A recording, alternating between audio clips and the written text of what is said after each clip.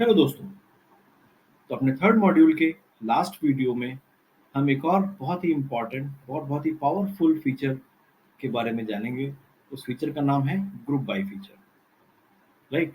ये group by feature अपने आप में इतना स्ट्रांग है कि आप इससे बड़े से बड़े टेबल से एक छोटा सा आंसर, छोटा सा क्रिस्प, छोटा सा एक्सेल का टेबल का क्यूब अगर आप बनाना चाहो तो इस ग्रुप बाय के थ्रू बन सकता है। हम डेटा एनालिस्ट इस ग्रुप बाय फंक्शन को बहुत यूज करते हैं, वाइडली यूज करते हैं, क्योंकि हर एक प्रॉब्लम का सोल्यूशन सॉरी हमें ग्रुप बाय के थ्रू मिल सकता है।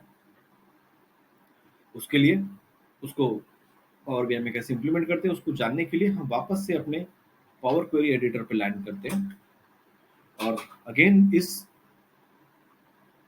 ग्रुप बाय फंक्शन को समझने के लिए हम अपने रेगुलर प्रोजेक्ट एथलीट्स गेम वाली टेबल पे ही अप्लाई करेंगे। ये मेरा टेबल था जिसमें बहुत सारे एथलीट्स का इंफॉर्मेशन है। वेनेवर जब भी कोई एथलीट किसी गेम में पार्टिसिपेट करता है तो एक इवेंट आईडी जनरेट हो रही है, और हर कॉलम में एक यूनिक इवेंट आईडी है, हर रो में एक यूनिक इवेंट आईडी है। राइट।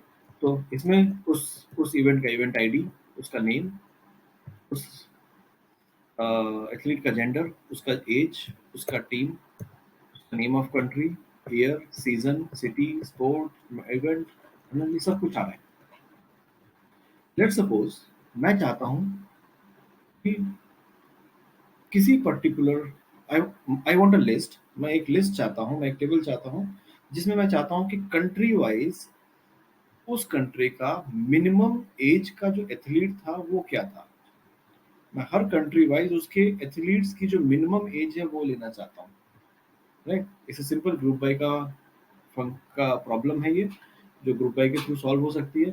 आपको याद होगा मैंने वीडियो में स्टार्टिंग बताया था कि we say it like this: group by name using sum of marks। Right. यहाँ पे जो मेरा क्वेश्चन है कि आई वांट कंट्री का नाम और उसकी एज, मुझे दो कॉलम चाहिए, नेम ऑफ कंट्री और एज मिनिमम होनी चाहिए। तो यानी कि I want group by name of country, minima of age. Fine. Let's see इसको अप्लाई कैसे करते हैं। फॉर्मूला तो हमने बना लिया, group by country using minima of age. उसके लिए मैं वापस से ट्रांसफॉर्म रिबन के अंदर ग्रुप बाय पे क्लिक करूंगा। यहाँ पे मैंने सबसे पहले बोला कि basic, that is name of country using minima of, column में मैं एज सिलेक्ट करूंगा। So here it is written, जो हमने बोला था उसको लिख दिया, using name of country, group by name of country using minima of age. और उस कॉलम को कुछ नाम देना होगा, तो मैंने इस कॉलम का नाम दिया let's suppose youngest player age। Okay. ये क्वेरी मुझे दो कॉलम्स लेके लाना चाहिए, इसको नेम ऑफ कंट्री और मिनिमम ऑफ एज, जिसका नाम मैंने रख दिया है youngest player age. Fine, I got this, name of country youngest player age. Right. तो ये उस बड़े से टेबल का एक छोटा सा रूप है जहाँ पे सिर्फ नेम ऑफ कंट्रीज आ रही हैं और यंगेस्ट प्लेयर एज आ रहा है। अगर मुझे कहीं किसी विजुलाइजेशन में सिर्फ यंगेस्ट प्लेयर ऑफ एज दिखाना है तो मैं सिंपल सा एक छोटा सा क्यूब बना करके इसको अपना काम कर सकता हूँ। अगर आपको याद हो तो मैंने एक और जगह पे जब हम लोग सॉर्टिंग कर रहे थे तो हमने देखा था कि अफगानिस्तान का जो मिनिमम यंगेस्ट प्लेस जो एज था दैट वाज 17। लेट्स सी यहाँ पर क्या आ रहा है। इसको हम लोग जरा सॉर्ट कर लेते हैं बाय असेंडिंग, ताकि अफगानिस्तान सबसे ऊपर आ जाए। वो अल्फाबेटिकली सबसे ऊपर आता है, या मैं उसको फिल्टर भी कर सकता था अफगानिस्तान को। सी Afghanistan 17, that means both the answers are matching. Now let's see, remove this।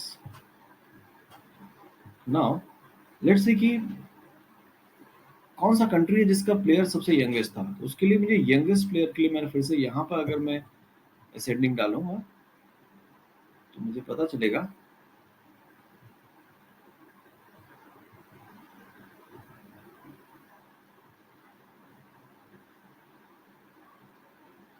Is it done? Oh, there is another. So first I have to, सबसे पहले मुझे नेम ऑफ कंट्री पे फिल्टर हटाना होगा और फिर मुझे यहाँ का फिल्टर लगाना पड़ेगा। कभी भी दो कॉलम, दो फीचर्स, एक जैसे फीचर्स को बार बार अप्लाई कर रहे हो तो उसको रिमूव करना जरूर ध्यान रखना, ये बहुत जरूरी है। तो यहाँ पे कई सारी कंट्रीज है, Spain, China, Japan, Norway, Libya, Great Britain, Russia, जहाँ पे 11 ईयर के एज में भी लोगों ने पार्टिसिपेट किया है, राइट। तो ये एक छोटी सी इंफॉर्मेशन के लिए हमें इतना बड़ा टेबल यूज करने की जरूरत नहीं है। उस बड़े से टेबल से हमने छोटा सा क्यूब बनाया, इस क्यूब को लेकर के मैं कहीं भी विजुलाइजेशन पे जा सकता हूँ, right. So this is the power of group by. Let me take you one more example. उसके लिए मैं ये सारे कॉलम्स पहले हटा देता हूँ, ग्रुप जो मैंने किया वो हटा देता हूँ। Now I want to know every year every year how many participant was there. That is simple. How many participant is there? That means I am asking for the year, group by year, having count of rows or event id, count of rows, that can give me कि उस हर साल में कितने लोगों ने participate किया, तो मतलब उस साल के कितनी इवेंट आईडीज जनरेट हुई, तो उससे मुझे निकल के आएगा। बट मैं चाहता हूं कि हर साल में कितने बार मेल पार्टिसिपेंट्स ने इवेंट में पार्टिसिपेट किया, कितनी बार फीमेल पार्टिसिपेंट ने पार्टिसिपेट किया। तो यानी कि मैं चाहता हूँ group by year, group by gender, count of रोज। यहाँ पे मुझे दो बार ग्रुप बाय मांग रहा हूँ, उसके लिए मैं ग्रुप बाय में जाऊंगा और अब क्या, मैं बेसिक की जगह एडवांस्ड पे क्लिक करूंगा। First group by is on the basis of year, second add grouping, second on the basis of gender, and give me the count of rows. And here is the number of participants.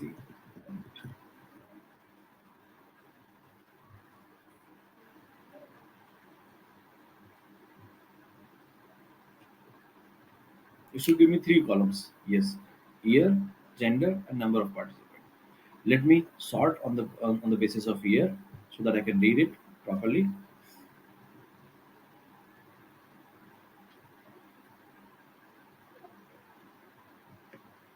ठीक है, 1896 में कोई भी female ने participate नहीं किया।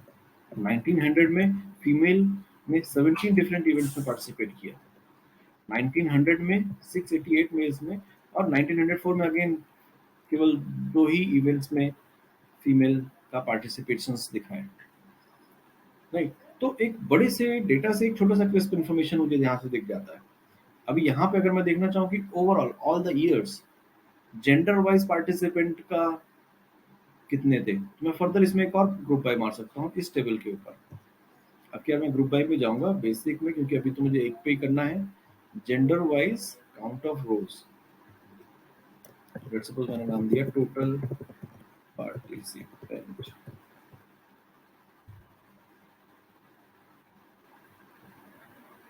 It should be just 2 by 2 matrix, gender male female, or yes, something wrong I have made. Okay, what wrong, what was the wrong here? So here यहाँ पे हमने जो ग्रुप बाय अप्लाई किया था वो उस दिए हुए ग्रुप बाय कॉलम पे ही दोबारा से कर दिया है, राइट। तो उसमें ऑलरेडी नंबर ऑफ रोज बहुत कम थी क्योंकि वो ऑलरेडी ग्रुप बाय था। इसका मतलब यहाँ पे उसमें टोटल 35 प्लस 34 69 रोज का ही डेटा था वो, उसके ऊपर मैंने दोबारा से ग्रुप बाय किया है। तो एक्चुअली में मुझे अब की बार काउंट ऑफ रोज नहीं करना था, मुझे करना चाहिए था सम ऑफ पार्टिसिपेंट। अब मैं ये करूंगा तो मुझे सही आंसर मिलेगा। ये मैंने वापस से उसको एक्सेस कैसे किया वो बताता हूँ आपको। जब भी आपको लगता है कि आपने किसी भी स्टेप में कुछ गलत कर दिया है तो उसके बगल में गियर बॉक्स होता है। अब गियर बॉक्स पे क्लिक करो, आपको सारे ऑप्शन से वापस से आ जाएंगे। आप यहाँ पे चेंज करके दोबारा से ओके करके वो करेक्शन इम्प्लीमेंट कर सकते हो। नाउ यू कैन सी कि in all the years Male event participation is 82,000 and female event participation is 31,000. Right, सो उस बड़े से डेटा क्यूब से हमने एक छोटा सा डेटा क्यूब तैयार किया। अब इस छोटे से डेटा क्यूब को लेकर के मैं किसी भी विजुअलाइजेशन में इजीली इसको विजुअलाइज कर सकता हूँ। राइट, अपने आने वाले मॉड्यूल में हम कुछ और नई चीजें सीखेंगे इस पावर बीआई के बारे में, कुछ और नया डीप डाइव करेंगे। टिल देन आप लोग इन ये जो भी चीज अभी तक हमने इन 3 मॉड्यूल तक सीखे हैं, आप इसको अप्लाई करें और we will meet in the next video. Till then, thank you.